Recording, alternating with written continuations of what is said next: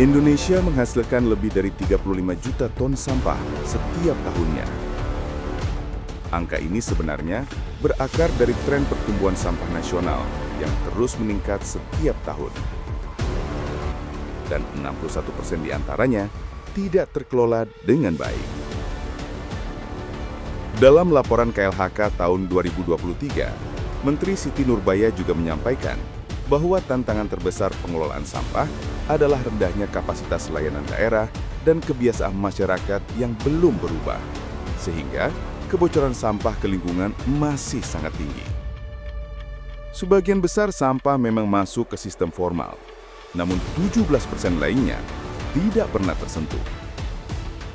Tidak masuk TPS, tidak masuk TPA, tidak masuk skema daur ulang, tidak masuk laporan penanganan sampah. Sampah itu hilang dari administrasi, tetapi tidak pernah hilang dari kenyataan. Ia hanya berpindah ke wilayah-wilayah yang tidak terlihat oleh statistik.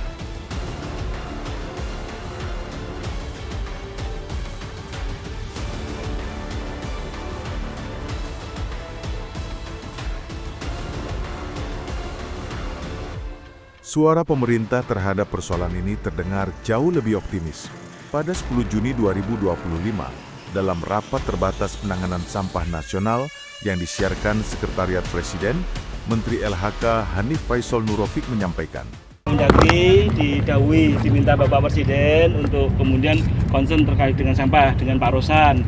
Jadi Bapak sudah menargetkan di dalam RPJMN-nya beliau 2029 mestinya sampah selesai. Sehingga segala strategi telah kita susun bersama melalui beberapa pendekatan, mulai dari pendekatan hulu, TPS 3R, TPST, dan pendekatan hilir, waste to energy maupun RDF. Jadi ini sedang kita susun bersama-sama. Bapak Presiden minta dalam waktu segera kita berakselerasi dengan pemerintah daerah, karena tanggung jawab sampah ini sesuai dengan Undang-Undang Nomor 18 Tahun 2008 itu pemerintah daerah. Sehingga nanti kami dengan Pak Mendagri akan bersama-sama sesuai arahan Bapak Presiden mengelit untuk kemudian diskusi langkah-langkah penyelesaian lebih lanjut. Saya rasa itu ya Pak. Ya. Sudah masih ya. Dalam kesempatan yang sama, Menteri Dalam Negeri Tito Karnavian menambahkan, inilah yang akan digunakan. Mekanisme waste to energy mengubah sampah menjadi energi. Tahu ini juga di problem lingkungan dan tadi ada mekanisme hulu dan hilir. Jadi di daerah-daerah itu sudah ada yang mengerjakan dari hulu melibatkan masyarakat, ada juga yang berorientasi hilir. Nah yang hilir ini kan menumpuk tempat sampah di TPA. Ada diidentifikasi oleh Pak Menteri KLA ada 33 titik. Nah itulah yang akan digunakan mekanisme namanya waste to energy, merubah sampah menjadi energi. Nanti Danantara berperan di sana. Sementara 33 nanti kita hari Selasa rencana akan kita undang pada daerahnya. Kemudian ada juga pada daerah yang baru yang mungkin belum tahu. Nah kemudian yang untuk yang mekanisme hulu tetap kita dorong yang melibatkan masyarakat sejak awal dalam rangka apa reduce, recycle, reuse, recycle. Sehingga ketika sudah di hulu ditangani, di tempat pembuangan airnya sudah berkurang jauh. Ya, terima kasih teman-teman wartawan, media, insan pers yang saya cintai dan banggakan. Dan pada 12 Maret 2025, Menko Perekonomian Agus Harimurti Yudhoyono menyampaikan dalam keterangan pers, Presiden telah memerintahkan pembentukan Satuan Tugas Percepatan Pengelolaan Sampah Nasional, termasuk Gerakan Indonesia Bersih dari Sampah. Kita masih menghadapi berbagai permasalahan sampah di berbagai kota, kabupaten, seluruh Indonesia.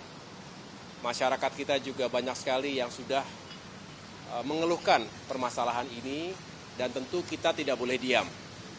Oleh karena itu, ini menjadi perhatian dan sekaligus prioritas dari Bapak Presiden, sehingga tadi setelah kami memaparkan apa saja yang menjadi permasalahan atau tantangan hari ini dan juga dihadapkan pada alternatif solusi yang bisa dihadirkan.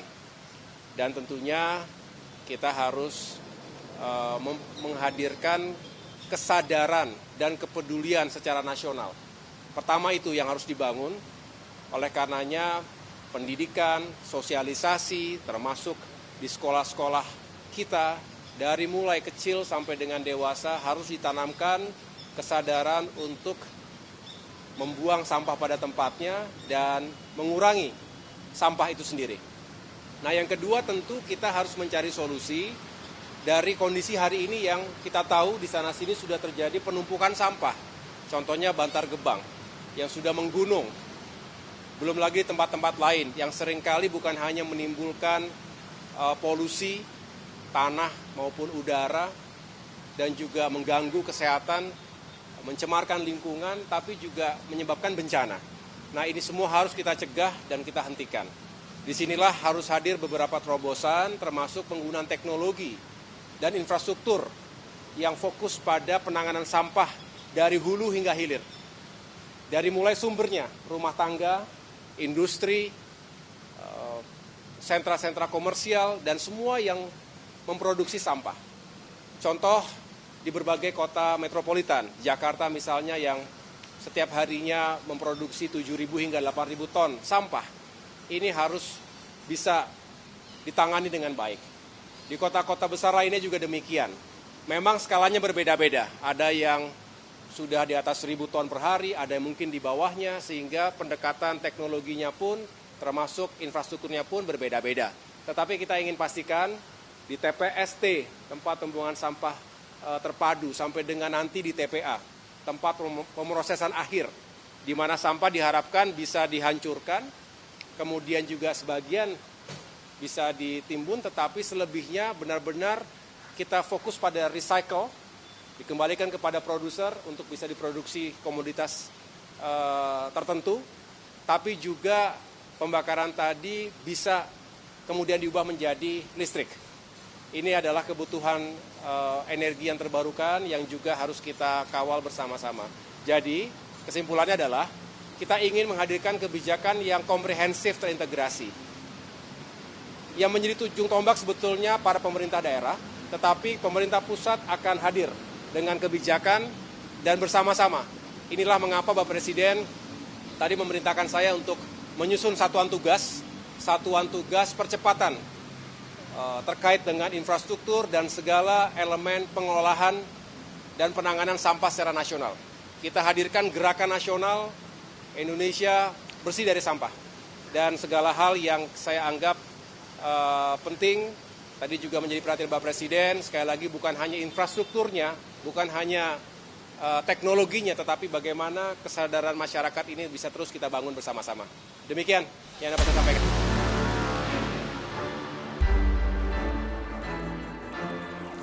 Kutipan-kutipan itu tersebar di konferensi pers, pemberitaan, dan pidato resmi. Tapi sungai tidak mendengar pidato, laut tidak menunggu timeline, pantai tidak menerima laporan capaian. Karena sampah kita sudah menggunung. Nah, bersamaan dengan itu akhirnya akan Fenomena yang timbul dari sampah ini tidak sederhana. Sungai-sungai besar di negeri ini berubah menjadi jalur perpindahan limbah. Dari rumah, pasar, komplek perumahan, hingga pembuangan liar. Semuanya bertemu di arus sungai yang tak punya pilihan, selain membawa apapun yang jatuh ke dalamnya. Ketika hujan turun, benda-benda itu diseret dengan lebih cepat. Ketika banjir datang, sampah meloncat dari tepiannya dan ikut mengalir tanpa sempat disentuh manusia. Sungai bukan lagi jalur air, tetapi jalur distribusi sampah nasional. Muara menerima semuanya tanpa protes, dan laut menahannya hanya sebentar. Gelombang akan mengembalikannya ke pantai-pantai yang tidak pernah meminta menjadi tempat pembuangan akhir. World Bank mencatat bahwa Indonesia merupakan salah satu negara penyumbang sampah laut terbesar di dunia, dengan estimasi ratusan ribu ton sampah plastik yang masuk ke laut setiap tahun. Mayoritas bukan berasal dari kapal atau aktivitas pesisir, melainkan dari daratan. Sungai membawa sebagian besar kebocoran plastik menuju laut. Pola ini terjadi dari Sumatera hingga Nusa Tenggara, dari pesisir utara Jawa hingga selatan Jawa Timur. Setiap wilayah memiliki rumus yang sama. Sistem di darat tidak berfungsi, maka laut akan menerima sisanya. Ketika laut sudah tak sanggup menahan, pantai akan menanggung seluruh akibatnya.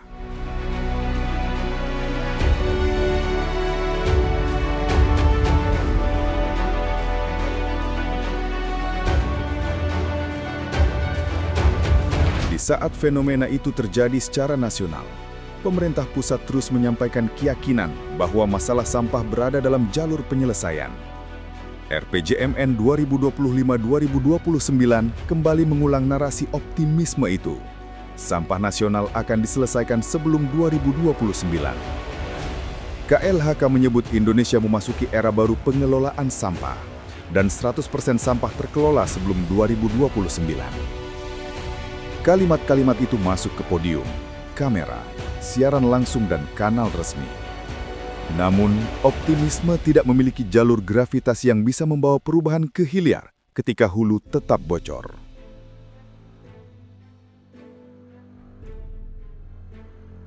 Di tingkat daerah, Jember mengikuti pola janji yang serupa. Pemerintah kabupaten menyampaikan bahwa penanganan sampah akan ditingkatkan, bahwa Jember akan lebih bersih dalam beberapa tahun ke depan. Salah satu pernyataan resmi Bupati Jember, Hendy Siswanto, menyebutkan bahwa pemerintah daerah sedang menyiapkan regulasi baru untuk wujudkan pengelolaan sampah lebih baik dan mendorong peningkatan fasilitas penanganan. Ada pula rencana tentang masuknya investor yang disebut mampu mengolah 500 ton sampah per hari menjadi energi. Narasinya rapi, besar, optimis. Tetapi optimisme tidak punya jalur untuk mencapai hilir jika jalur hulunya tersumbat. Janji tidak berubah menjadi kenyataan jika tidak pernah menyentuh titik paling awal persoalan. Dari mana sampah itu muncul, kemana ia dibawa, dan siapa yang akhirnya harus menerima.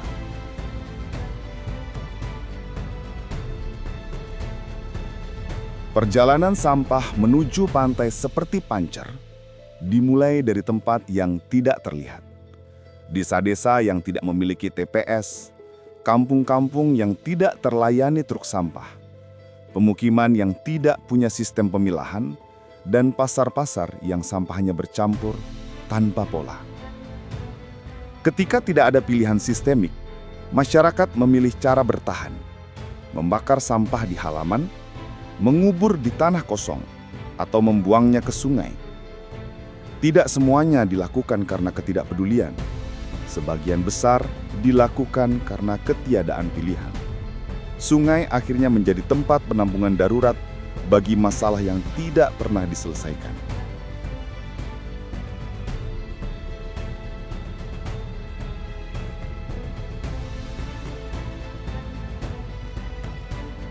Saat hujan turun, sampah apapun di dekat sungai akan terseret.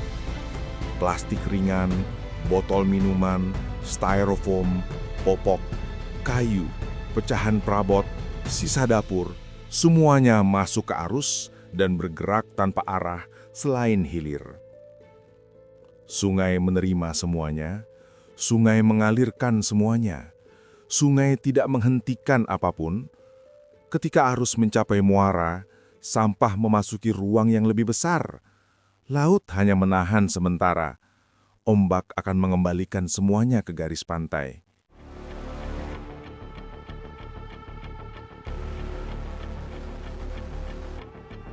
Pantai Pancer adalah salah satu garis pantai itu. Setiap pagi, pasirnya dipenuhi kiriman baru. Gelombang membawa sampah yang mungkin berangkat dari pasar kecil di Jember Kota seminggu lalu atau dari pembuangan liar di tepi sungai 2 hari sebelumnya.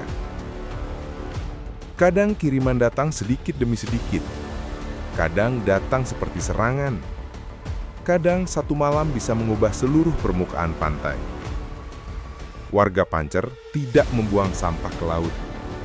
Mereka bukan sumber masalah, tetapi setiap hari mereka menerima akibat dari hulu yang tidak pernah menyelesaikan persoalannya. Bagaimana tanggapan Ibu terkait dengan sampah yang ada di sungai dan pantai Pancer? Ya, seharusnya orang-orang itu punya kesadaran, jangan buang sampah sembarangan. Lebih baik sampah itu dibakar. Dari mana sampahnya itu, Bu? Ya, tadi sama-sama orang jualan-jualan.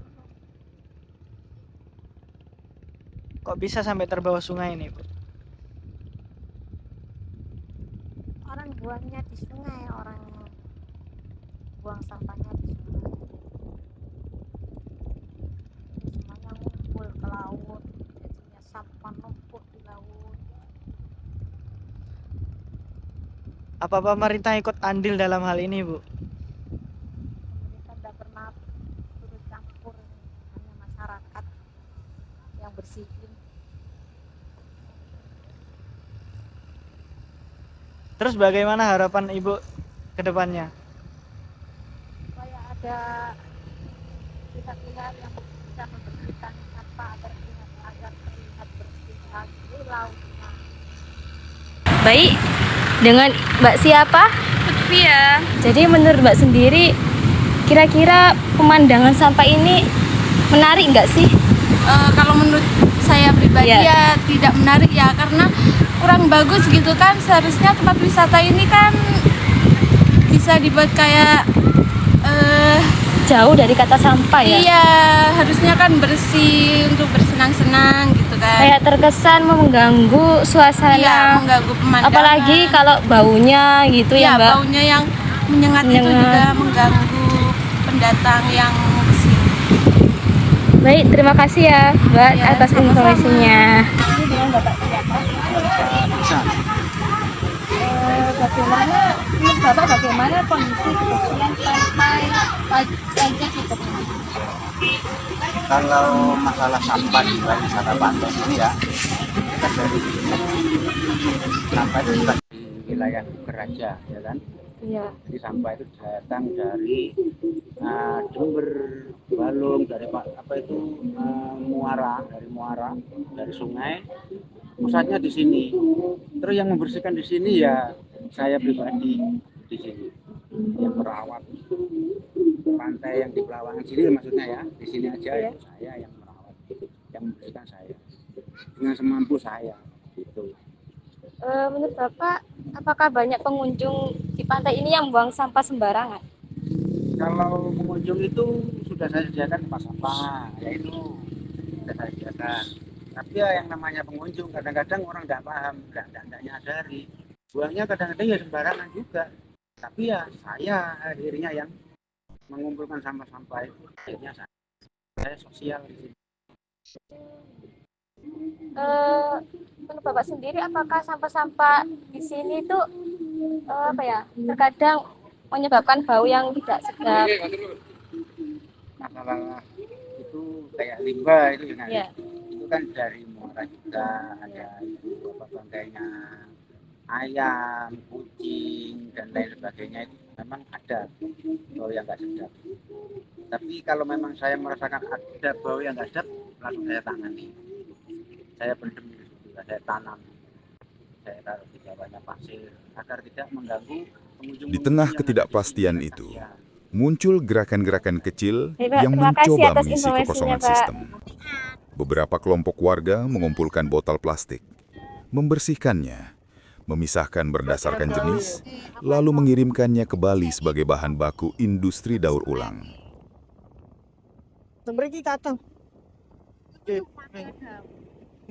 Jika diolah dengan benar, sampah bisa menjadi sumber ekonomi.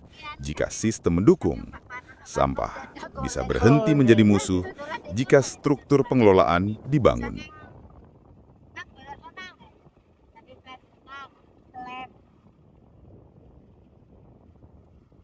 Suwe pan, Bang?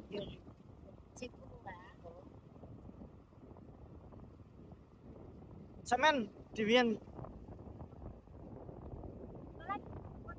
Oh, sampean dolan temen iku. Oh, nggih.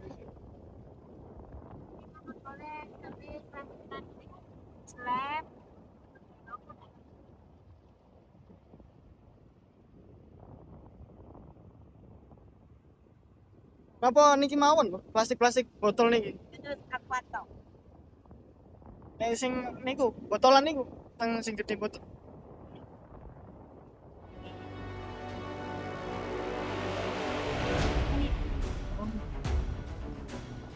Iya, monggo, Bu.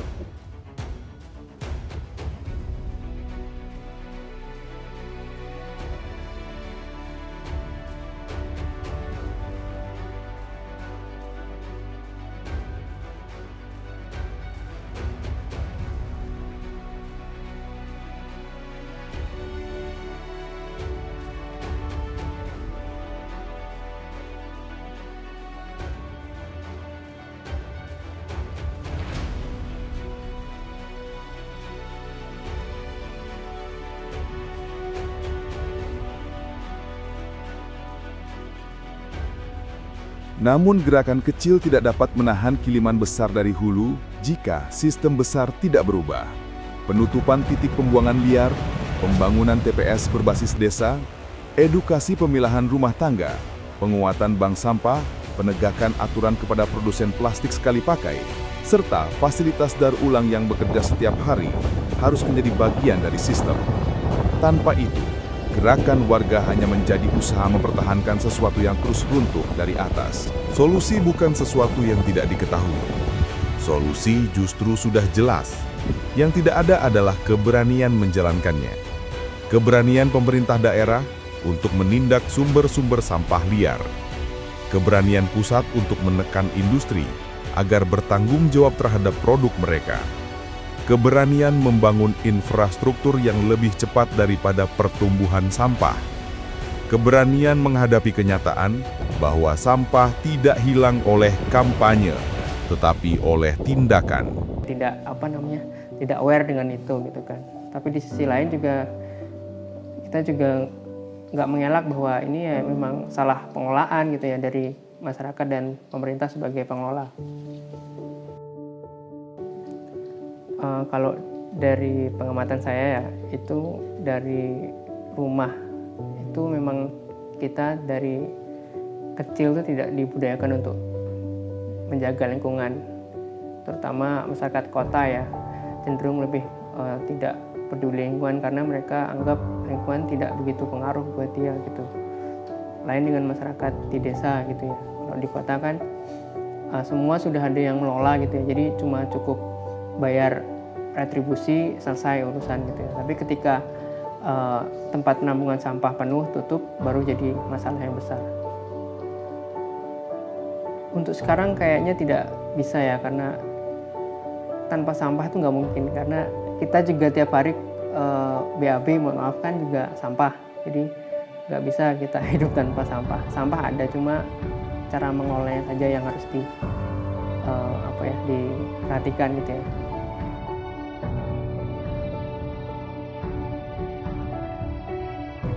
Jadi lebih aware lagi lah mulai dari hal-hal kecil gitu ya. Sampah itu mulai dipilah di rumah, di kos gitu dipilah. Jadi jangan, meskipun kita belum bisa melakukan aksi-aksi besar gitu, tapi lewat aksi-aksi kecil yang dari rumah tadi bisa mungkin membantu yang lain untuk bisa sama-sama berubah lah, meningkatkan kepedulian terhadap lingkungan. Pada akhirnya, penutup cerita ini tidak boleh berhenti pada kesedihan. Pancer bukan hanya korban. Pancer adalah pengingat. Pancer menunjukkan apa yang terjadi ketika hulu dan hilir tidak terhubung. Pancer menunjukkan apa yang terjadi ketika kebijakan berhenti di mimbar. Pancer menunjukkan apa yang terjadi ketika negara bergerak lambat sementara sampah bergerak cepat. Pancer menunjukkan bagaimana pantai bisa menjadi penjara bagi sampah, tetapi lebih dari itu, bagaimana sampah bisa menjadi penjara bagi manusia. Ketika penjara sampah semakin besar, kita harus bertanya, apakah pancer yang terkurung? Atau justru masa depan kita yang perlahan dikurung?